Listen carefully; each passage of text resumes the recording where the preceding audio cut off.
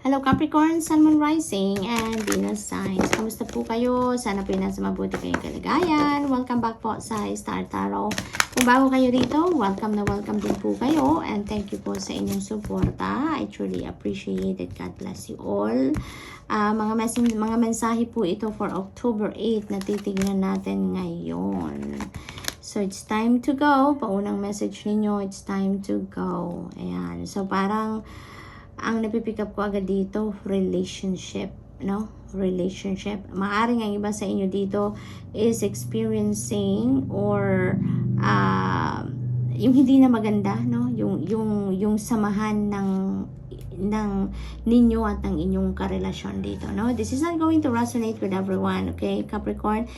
So just take as it resonates. But in this specific message, ang napipick up ko ay maaring meron kayong toxic situation happening sa relationship ninyo. Maaring it's been rocky for quite a while na. Maaring hindi na talaga kayo nagkakaintindihan. Maaring hindi na kayo, parang hindi na ninyo nararamdaman ang love from your person. That's why ang mensaheng ito ay para sa'yo. It's time to go, no? If there's no love, there's no respect, ano pa? 'Di ba? Ano pa? Kaya 'yun. So this is a message for some of you. It's not going to resonate with everyone. Okay? Capricorn, this is just for a few of you na may ganitong pinagdadaanan. So, 'yun, mararamdaman naman ninyo 'yan, Capricorn, if it's really time for you to release, no, yourself from that situation, kung ano man 'yan. Kung ano man ang hindi na nagsiserve ng iyong best interest, hindi na nagsiserve ng iyong highest good, there's no room na yung bagay na yan sa buhay ninyo. And it's time for you to let it go. Okay? So, yun ang ganap. But for others of you, no, not necessarily nasa relationship ito, but maybe toxic situation sa trabaho, if it's overwhelming na ang trabaho, no, mga ganong bagay, or anything that doesn't serve your highest good, no, it's time to let it go, no? So, second card ninyo is Yang. This is number 1. There is definitely new beginning dito na napipick up ako. Maaring new beginning ito because there is a rebirth dito sa time to go energy. So, maaring yun ang sitwasyon. Maaring magsisimula kayo dito ng bagong buhay if this is you na talagang magla-let go na kayo, no? So, there is rebirth, there is transformation and new beginning dito. Kaya, talaga naman. So, maaring may sisimulan kayong bagong buhay, bagong path na lalakaran dito, no? But for others of you, sa ngayon, no, you are very powerful. The power to make things happen is the now, no? Capricorn, maaring ang iba sa inyo is very decisive about your ideas, about your plans.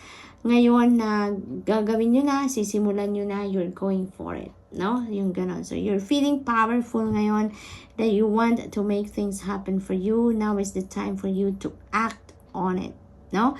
Maari din, still, na-related pa rin yan dito. No? Maaring you've been procrastinating for so long. Maaring matagal na ninyong nararamdaman ito na hindi na maganda ang pangyayari sa buhay ninyo. But, maaring naghihintay, umaasa kayo na magbabago ang sitwasyon, bubuti ang sitwasyon, but nothing is happening, diba? So maybe, ito din ang panawagan sa inyo ngayon na it's time to take action na, no? Huwag ka nang umasa dahil binigyan mo na ng maraming pagkakataon na magbago pero hindi naman nagbabago, walang nangyayari. So it's time to go, no? Exchanging gifts, you may be receiving some gift ngayon, Capricorn, or maybe you are the one giving gift to someone, no? Maaring may mga ganong ganap. This is also generosity energy. So, and generosity energy naman is like a cycle. Sometimes, tayo yung nagbibigay, tayo yung benefactor, tayo yung nagdo-donate. And other times naman, tayo naman yung kailangan mag-receive. Kailangan naman tayo yung humingi ng tulong, yung mga ganon, diba? So, maybe, yun, no? The generosity energy is what is at play sa ngayon sa buhay ninyo.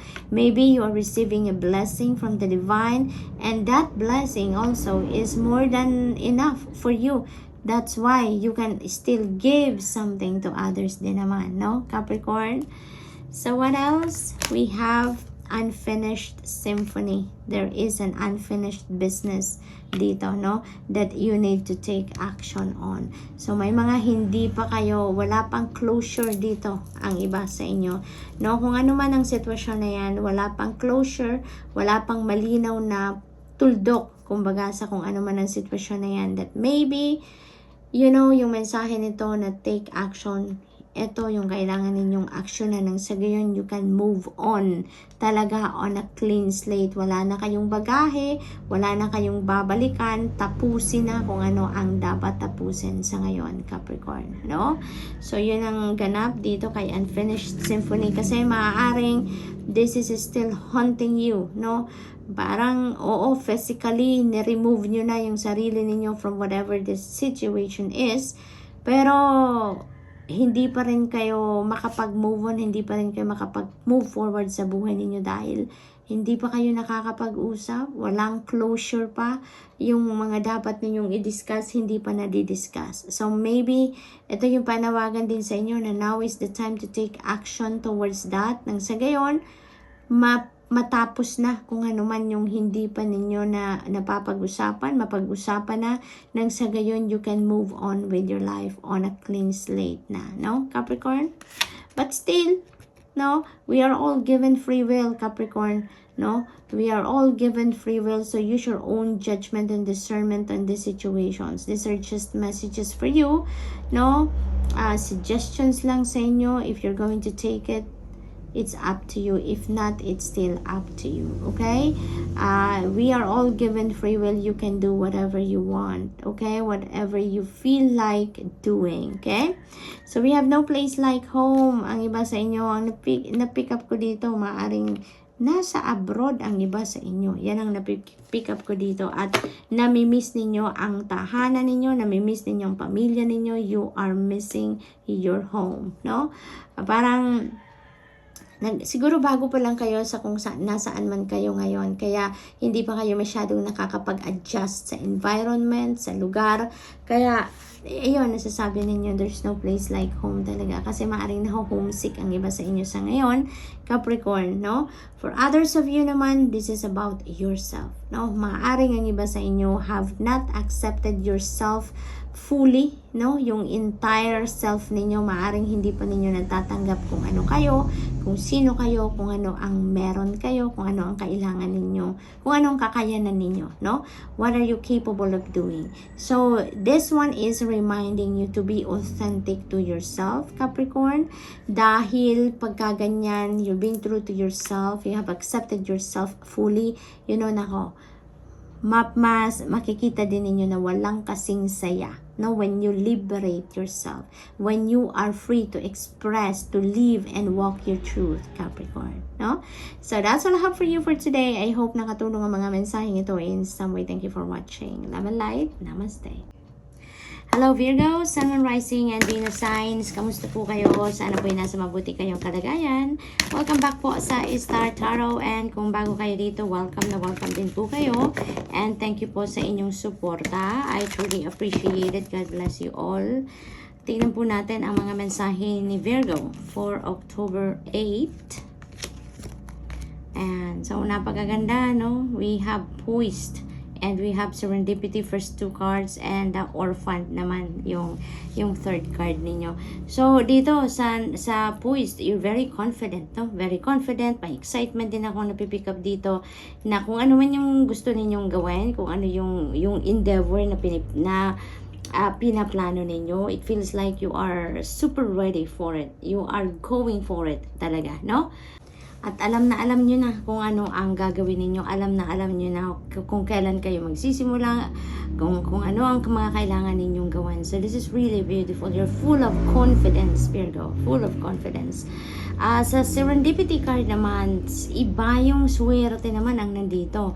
Good luck and good fortune are on your side naman, no? Ito yung mga panahon na hindi mo to inaasahan na mangyayari ang mga bagay-bagay na maaring mangyari, no? Na nababalot ka ng swerte, nababalot ka talaga ng fortune dito, no? Fortune na sobrang laki. Tingnan, Sobrang laki ng swerte ninyo dito kasi tignan ninyo yung 4-leaf clover. Sobrang dambuhala, 'di ba? Mas malaki pa kaysa sa babae, 'di ba? So sobrang laki ang swerte na maaring dumating sa inyo dito, Virgo. So this is really really gorgeous na energy na i-attract ninyo towards you, no? Maaring may mga beautiful surprises dito. Surprises na talaga namang maaring magbago ng course ng buhay ninyo, no? Sa third card naman ninyo, orphan. Parang feeling naman ng iba sa inyo dito, isolated kayo. Maaring feeling ninyo, you don't fit in, no? Sa community or sa mga tao, sa lugar, kung nasaan man kayo, no? So parang ganun ang pakiramdam ng iba sa inyo dito. Isolated kayo. You don't belong with anyone. You don't belong with kahit saang lugar, no? Parang ganun ang nararamdaman ng iba sa inyo dito. And my guides are showing me number 5. You know, kung ganun man ang inyong sitwasyon, it will change for the better. It will change, you know, for the better. Kasi 5 resonates with change. Kaya kung ganun man ang inyong nararamdaman sa ngayon, magkakaroon kayo dito, Virgo, ng energy shift at mababago yung kaisipan ninyo. Kasi maaaring yun lang ang nararamdaman ninyo, pero maaaring hindi din yan ang totoong nangyayari sa around you, no? Maaring illusion lang din yan, maaring yun lang ang pakiramdam ninyo. But when you change, pag nagbago kayo ng energy, no? Kapag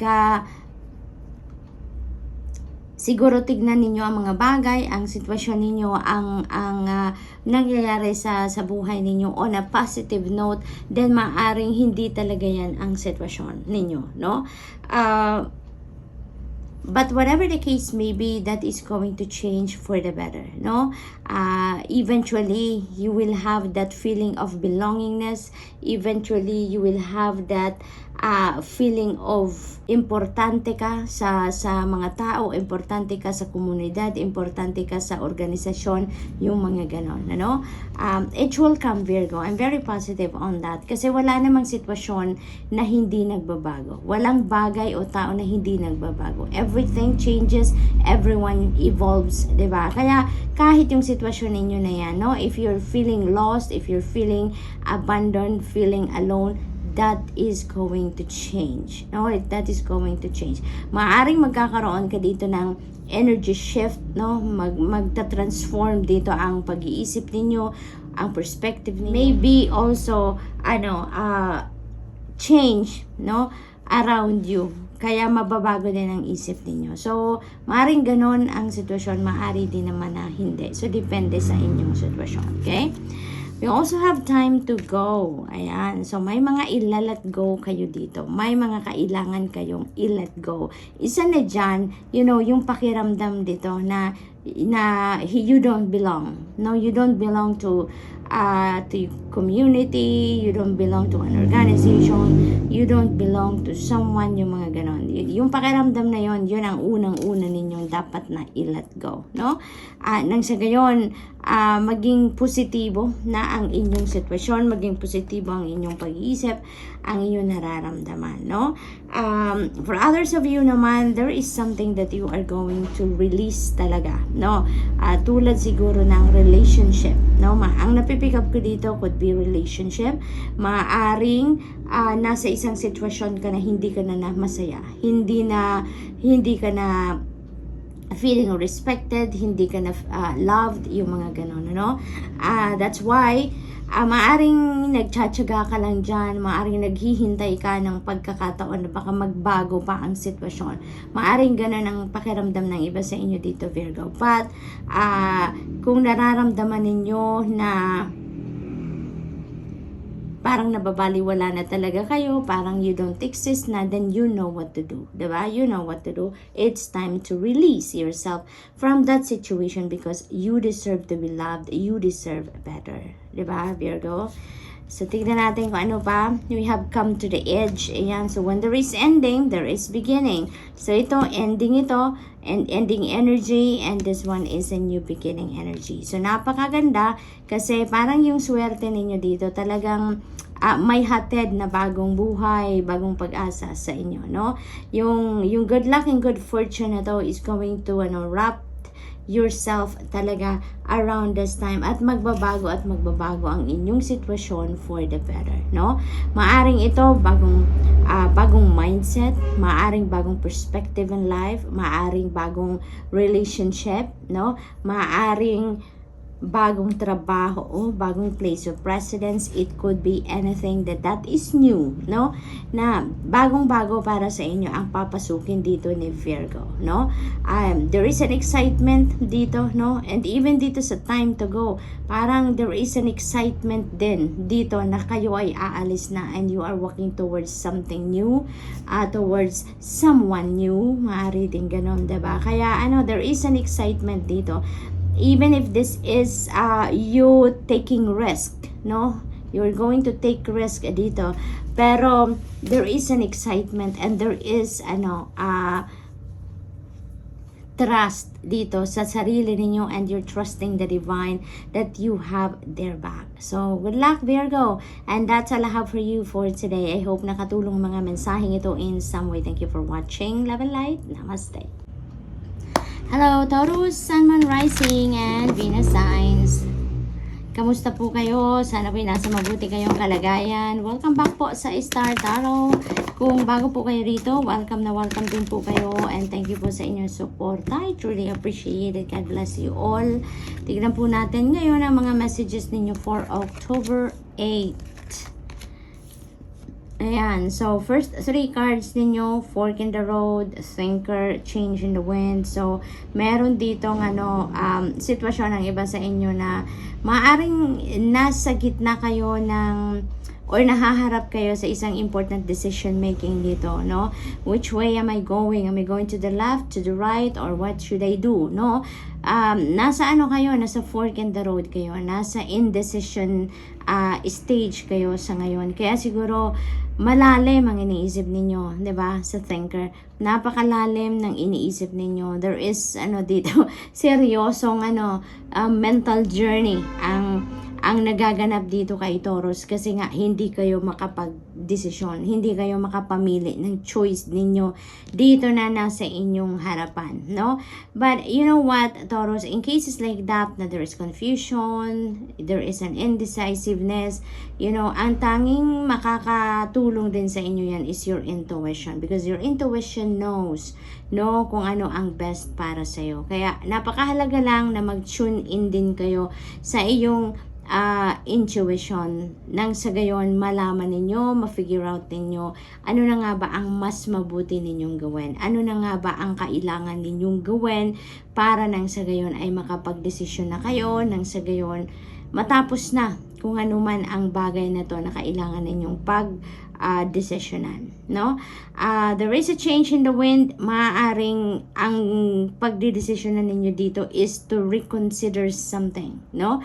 Kasi maaaring meron na kayo ditong decision in the past, no? Mayroon na kayong napili na path na tatahakin in the past, but maybe you have received new information, maaaring naka-receive kayo ng new ideas, nagkaroon kayo ng new perspective dito. Kaya there is going to be some kind of change, no? Maaring nagkaroon kayo dito ng cold feet, maaring nagkaroon kayo dito ng reconsideration of other things, no? Yung parang nag-re-evaluate kayo dito. Kaya ang nangyayari, may babaguhin kayo, pero hindi ninyo ngayon ma-figure out kung alin path ang tatahakin ninyo dito. Anong klaseng pagbabago ang gagawin ninyo dito. But definitely, no, magbabago na ang direksyon na tatahakin ninyo. There is a redirection or detour dito sa sitwasyon ninyo, Taurus, no? So, what else? We have number 6, not for you. Ayan. So, maybe, kaya kayo magbabago din ng isip. Isa pa yan, maybe you have figured out kung ano man yon na dati ninyong naisipan na maybe naisip din ninyo ngayon na maybe it's not really meant for you. Maybe it's not for you talaga. Kasi otherwise, Bakit mayroong bagong ideas? Bakit merong nag-arise na bagong perspective?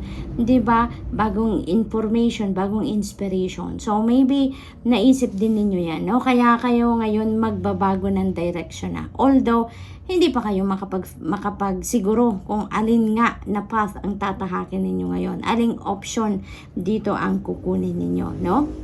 So what else for Taurus? We have new life. Ayan. So, sa pagbabagong ito, no, sa changes na mangyayari dito, sa detour na mangyayari na to, there is a new path talaga na para sa inyo dito, no? You are choosing new path dito wherein parang ito yung ito yung maghahatid sa inyo ng bagong buhay, bagong pag-asa, no?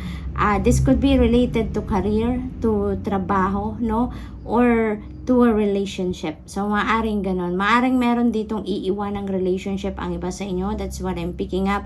Maaari din na meron kayong iiwan ng trabaho because, alam ninyo na hindi yan ang para sa'yo. Alam ninyo na you can be more productive than that na ginagawa ninyo ngayon. Or maybe, alam ninyo na there is no room there anymore for you. Kaya, mas gusto ninyong tumahak ng bagong daan dito ng sa gayon, mas mag-evolve pa kayo, mas ma-develop pa ninyo ang sarili ninyo, mag-advance pa kayo, yung mga ganon, mag-expand, kaya maari talaga, na yun ang ninyo, yun ang bagong opportunity dito na nagbubukas para sa inyo. That is going to bring you new life, no? Talagang excited din kayo dito, no? Excited din kayo dito sa choice na to. If this is what you're going to choose, parang there is an excitement element din dito.